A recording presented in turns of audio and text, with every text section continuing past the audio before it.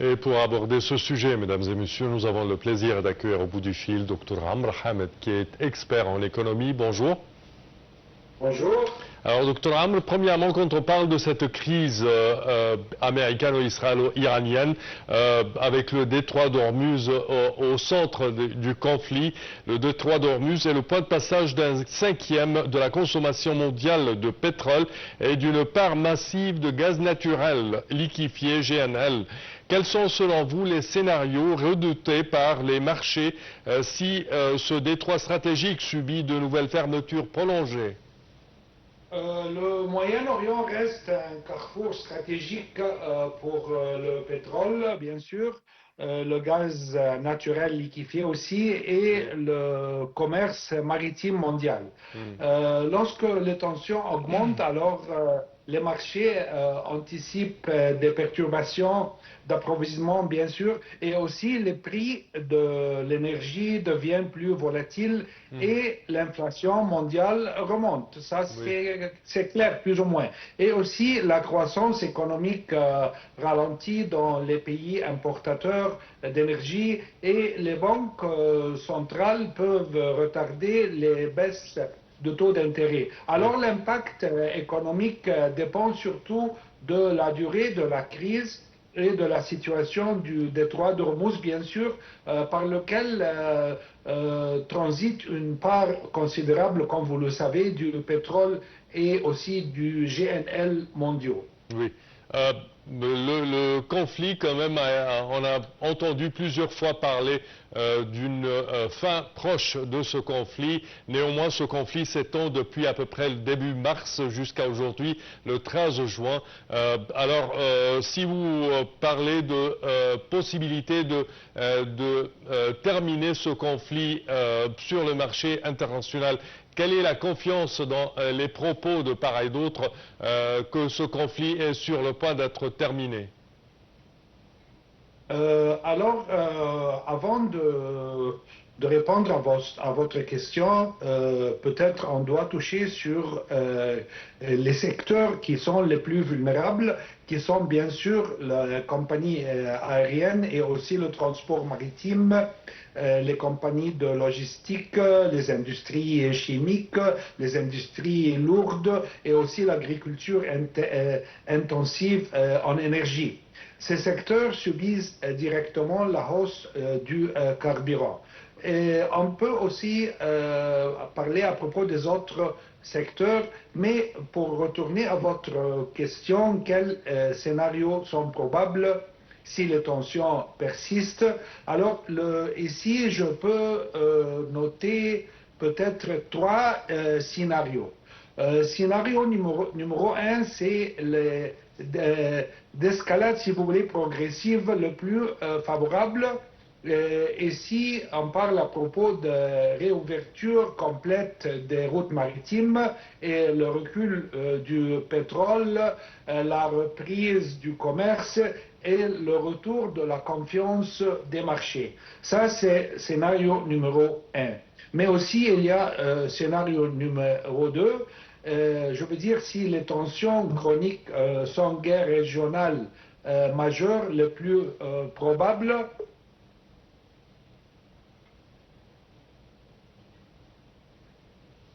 Oui, il me semble que nous avons un problème technique, on va essayer de le régler.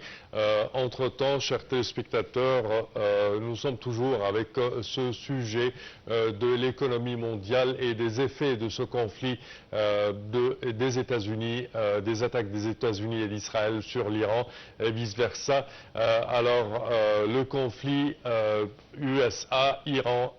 Israël-Iran menace l'économie mondiale déjà fragile.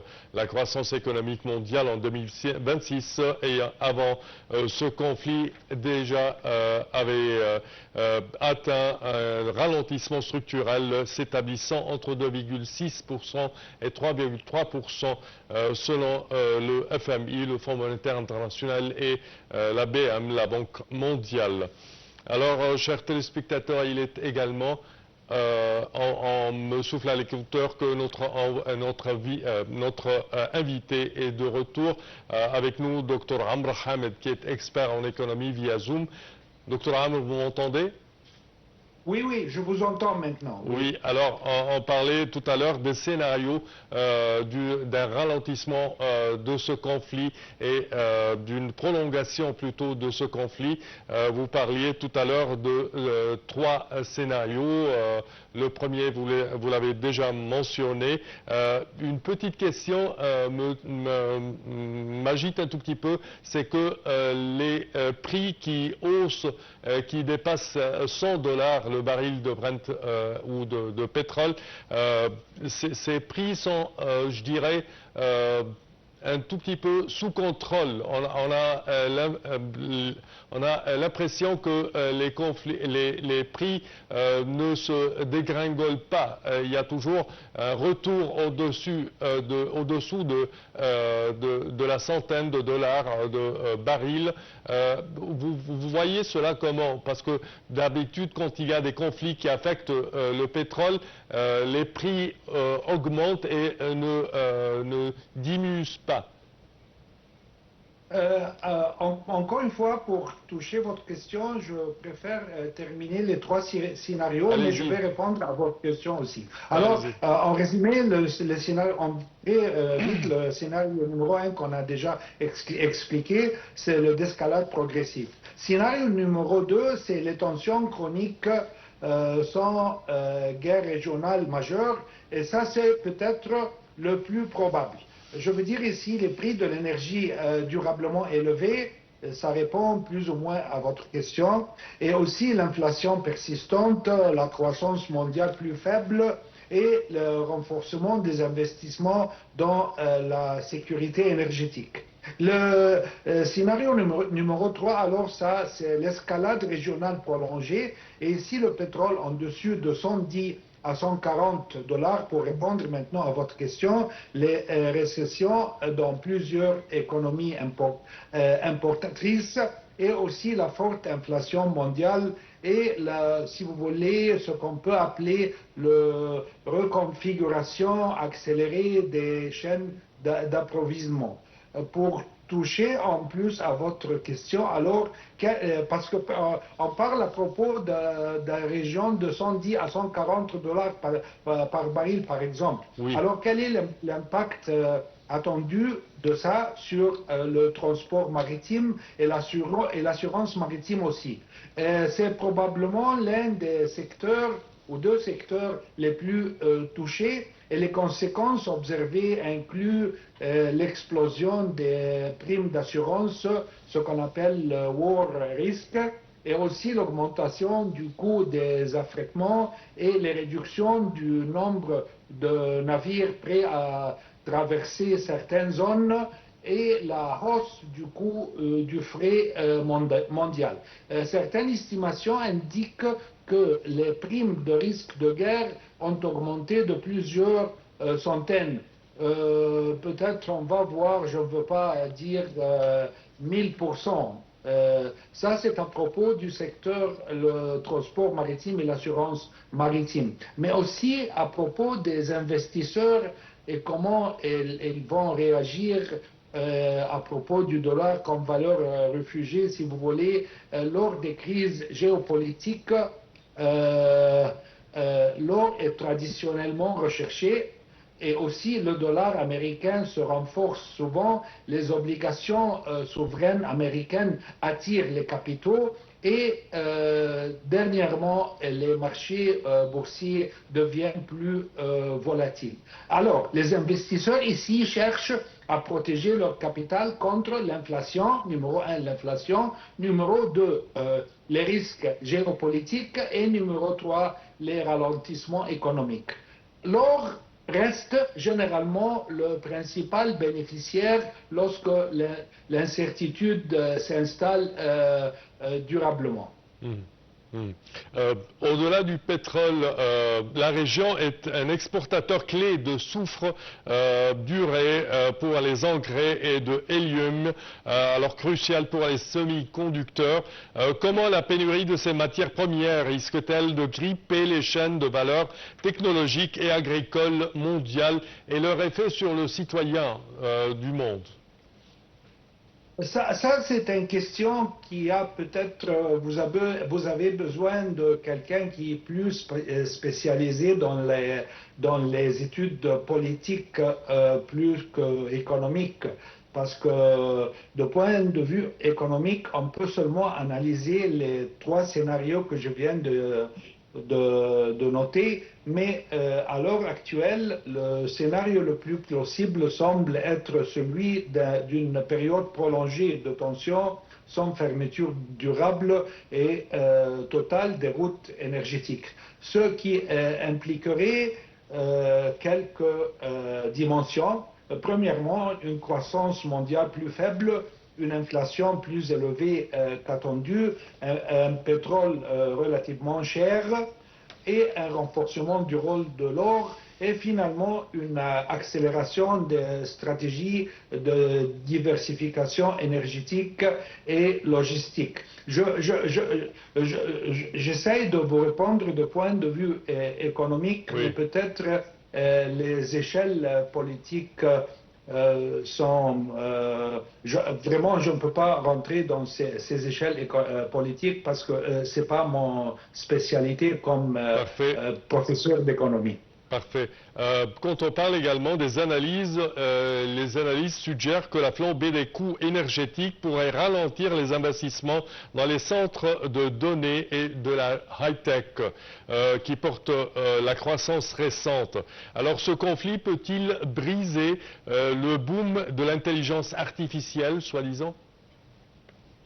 Bien sûr, plus ou moins oui. La réponse, c'est oui, mais aussi, si vous voulez, les tensions, les effets sont multiples ici, parce que les effets retard dans les livraisons, par exemple, allongement des itinéraires maritimes, les hausses des coûts de transport, les hausses du coût des matières premières, pression sur les industries fonctionnant. Alors, tous ces effets, ils ont, je peux dire, une pression sur le développement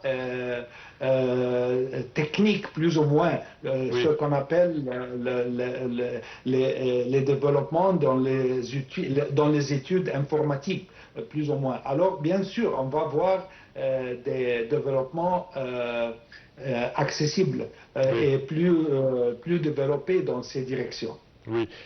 Le Fonds monétaire international et la Banque mondiale alertent sur le fait que les économies émergentes et importatrices d'énergie, notamment en Asie et en Afrique, subissent un choc 2 fois plus violent que les économies avancées. Alors risque-t-on de voir une vague de défauts de paiement sur les dettes souveraines?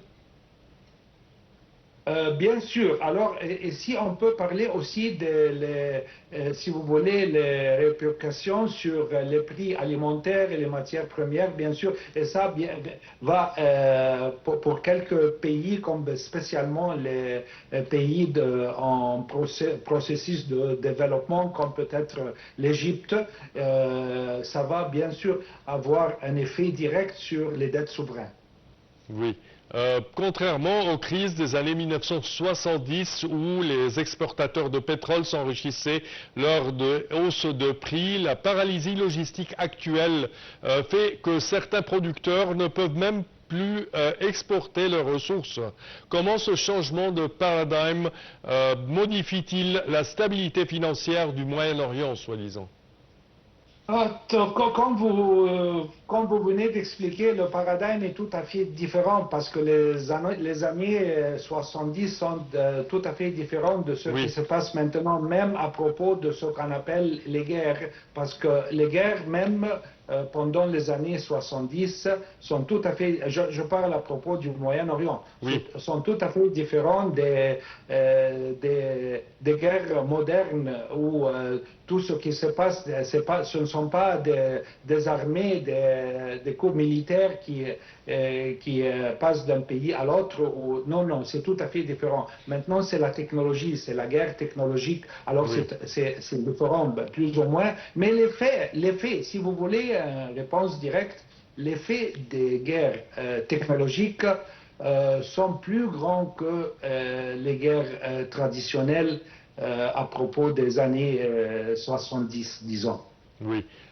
Des instituts de recherche estiment que le coût d'une reprise totale des hostilités à plusieurs milliers de dollars, à plusieurs milliers de milliards de dollars, soi-disant des trillions de dollars, alors pour le PIB mondial.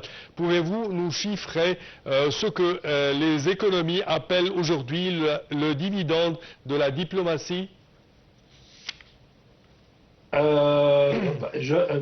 ne crois pas que j'ai compris bien votre question. Si vous pouvez rephraser la question encore une fois. Oui, je parle du ce qu'on appelle aujourd'hui le dividende de la diplomatie et également le fait que une probabilité de reprise totale des hostilités à plusieurs trillions de dollars pour le PIB mondial. L'effet de cela sur l'économie mondiale et certainement le dividende de la diplomatie, son effet sur l'économie mondiale. Ça encore une fois, c'est une question plus ou moins politique, économique, mais si vous voulez une réponse en bref, alors, comme vous le savez, les forces mondiales maintenant ont changé avec le rôle de la Chine, je veux dire la Chine maintenant avec la Russie Oui. d'un côté et l'Amérique de l'autre côté, mais le rôle de l'Amérique s'est diminué beaucoup. Mais les chiffres, si vous voulez des chiffres, c'est très difficile d'estimer des chiffres. Mais bien sûr, la direction va vers l'Est, vers la Chine avec la Russie. Alors, ce seront les pouvoirs économiques dominants du monde, bien sûr, pendant les quelques années qui viennent. De mon avis aussi, je crois que le rôle de l'Amérique va diminuer encore. Jusqu'à maintenant, le pouvoir américain, maintenant, c'est seulement le dollar. Mais ça, je crois que ça va changer, spécialement avec l'accumulation très élargie de l'or dans les régions de l'Est du monde. Le dollar, de mon avis, peut-être pendant les quelques années qui viennent, va perdre son importance. Et on va voir quelle monnaie va plus ou moins remplacer le dollar, mais pendant peut-être les dizaines d'années qui viennent. Espérons pour le mieux. Est-ce qu'on voit à présent s'accélérer la construction d'infrastructures alternatives telles que par exemple des pipelines contournant le détroit d'Ormuz ou de nouvelles routes maritimes empruntées par les pétroliers et les navires pétroliers et les navires gaziers? Et ces solutions sont-elles valides à court terme ou imposent-elles de long terme, des solutions à long terme? Non, non, ils sont valides pour le court terme et le long terme, bien sûr. Et Oui. on le sache bien que l'Arabie saoudite a commencé déjà à changer de direction pour l'exportation de ses pétroles du Golfe vers la mer Rouge maintenant, et de transporter les pétroles de l'Est de l'Arabie saoudite, le zone Est de l'Arabie saoudite, où il y a la majorité du pétrole dans l'Arabie saoudite, le transport terrestriel de l'Est vers l'Ouest, pas seulement Jeddah, mais des autres exactement, ce qui est sur la mer Rouge, oui. pour essayer de ne pas relier plus ou moins au Strait de Hormuz. Oui, au détroit d'Ormuz.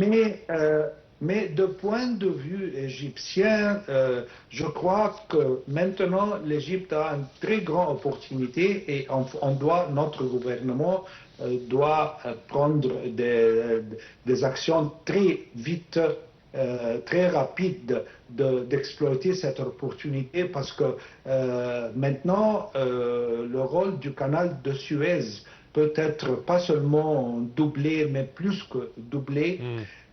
Mais la question, c'est d'agir le plus rapide possible, parce que c'est une grande opportunité pour l'Égypte maintenant, mais pas seulement dans cette direction, la zone du canal de Suez, mais aussi les logistiques et les zones franches en Égypte Oui. et les développements technologiques pour l'Égypte. Parce que ce qui est très important maintenant, c'est que comment l'Égypte peut être un substitut pour des autres régions de point de vue informatique et développement technique aussi. Ça, c'est une grande opportunité. Vraiment, je ne sais pas si notre gouvernement peut agir avec la vitesse possible. Parfait. Merci à vous, Dr Amr Hamed. Je répète que vous êtes expert en économie et professeur d'économie.